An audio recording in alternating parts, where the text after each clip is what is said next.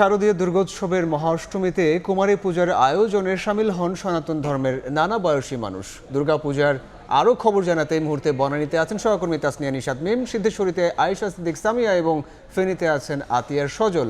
সরাসরি শুরুতে যাচ্ছে মিমের কাছে। মিম,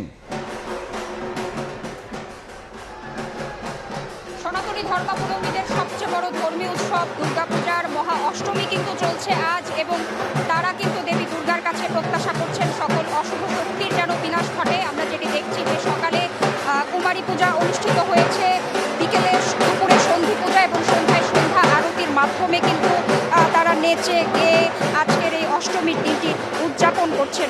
এবং এখানে আমরা রাজধানীর বনানী পূজা মণ্ডপে উপস্থিত হয়ে যেটি দেখতে পেয়েছি যে সন্ধ্যায় কিন্তু সন্ধ্যা আরতির পরপরই হয়েছে মনোজ্ঞ সাংস্কৃতিক অনুষ্ঠান।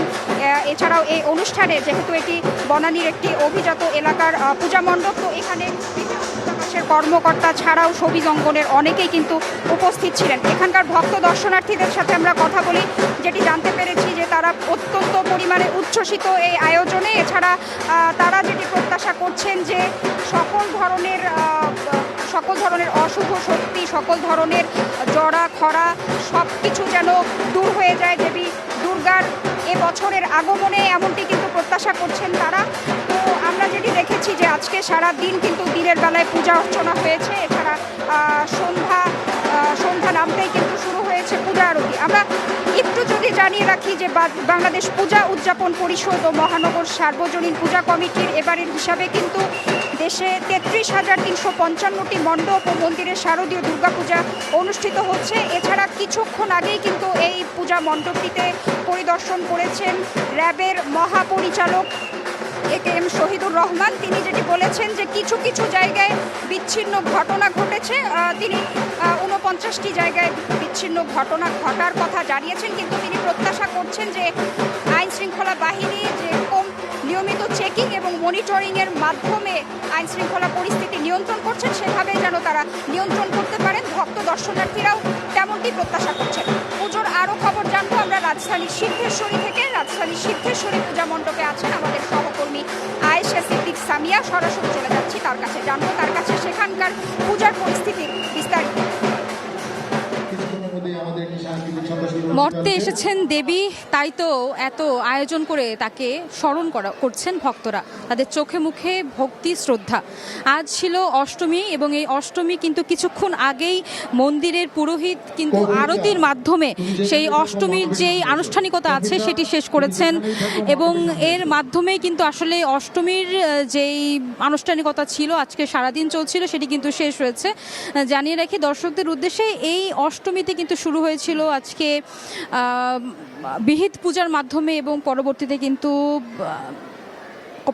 কিন্তু আসলে সেই সারাদিন ব্যাপী এই পূজার কার্যক্রম চলে। বিভিন্ন মন্ত্রের মাধ্যমে কিন্তু আসলে মুখরিত ছিল বিভিন্ন পূজা মণ্ডপ, এবং আমরা এই সিদ্ধেশ্বরী মন্দিরে কিন্তু দেখেছি শেষ মুহূর্তে কিন্তু দর্শনার্থীর ভিড় যেমন বেড়েছে। এই মুহূর্তে আসলে যেইটি চলছে এখানে এখন মূলত শেষ দিকের কার্যক্রম চলছে, অর্থাৎ নাচ গানের মাধ্যমে তারা মাকে স্মরণ করছে। এই দেবী মাকে সম্মানের মাধ্যমে আসলে তিনি এই সম্মানে আসলে ভরে উঠছে সাধারণ যে ভক্তরা আছেন তারা। আমরা আসলে এখন চলে যাব, আমার আরেক সহকর্মী আছেন ফেনীতে, সজল আছেন, তিনি জানাবেন সেখানে পূজা মণ্ডপের খবরাখবর। দুর্গাপূজাকে ঘিরে ফেনীতে যে উৎসবের আমেজ বইছে, তার পাশাপাশি আজকের দিনটি সনাতন ধর্মাবলম্বীদের জন্য একটি গুরুত্বপূর্ণ দিন। কারণ আজকের এই দিনটি তারা অষ্টমী থেকে নবমীর যে সন্ধিক্ষণ, এটিকে সন্ধি করবে, এবং এই দুই দিনের যে মিলন মেলা, এবং সেই বিবেচনায় এরা ধর্মীয়ভাবেও তাদের অনেক গুরুত্ব বহন করে।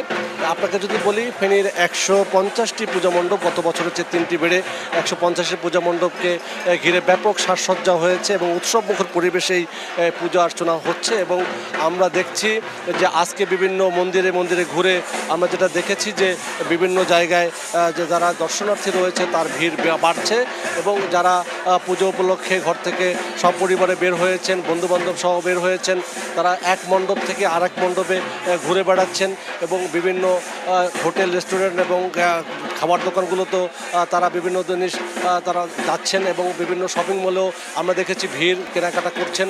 সব মিলিয়ে কিন্তু একটা উৎসবমুখর পরিবেশ বিরাজ করছে এবং এই উৎসবমুখর পরিবেশকে ধরে রাখার জন্য আইনশৃঙ্খলা বাহিনীর পক্ষ থেকেও কয়েক স্তরে নিরাপত্তা ব্যবস্থা জোরদার করা হয়েছে। আমরা কিছুক্ষণ আগে দেখেছি বাংলাদেশ সেনাবাহিনীর একটি দল বিভিন্ন পূজা মণ্ডপে ঘুরছেন এবং বিভিন্ন রাজনৈতিক দলের যারা নেতাকর্মী রয়েছে শীর্ষ পর্যায়ের বিএনপি, জামায়াত, এবি পার্টি এবং অন্যান্য যে রাজনৈতিক দলগুলোর শীর্ষ যারা রয়েছেন তারা কিন্তু পর্যায়ক্রমে বিভিন্ন পূজা মণ্ডপে গিয়ে গিয়ে সংশ্লিষ্ট যারা রয়েছেন পূজা যে কমিটির লোকজন তাদের সাথে দেখা করছে এবং আশ্বস্ত করছে যাতে করে এই যে উৎসবটিকে যাতে সার্বজনীন করা যায় এবং যাতে কোনোভাবে নির্বিঘ্ন না হয় এবং এটাকে ঘিরে কোনো ধরনের ষড়যন্ত্র সুযোগ যেন কেউ না নিতে পারে এই জন্য প্রশাসন থেকে শুরু করে সাধারণ মানুষ এবং বিভিন্ন লোকজন বা সব ধর্ম মিলে কিন্তু সচেষ্ট রয়েছে এবং উৎসবমুখর পরিবেশে ফেনীর পূজা মণ্ডপগুলোতে এই পুজোটি পালিত হচ্ছে। এই ছিল আমার কাছে এখানকার দুর্গাপূজার সবশেষ।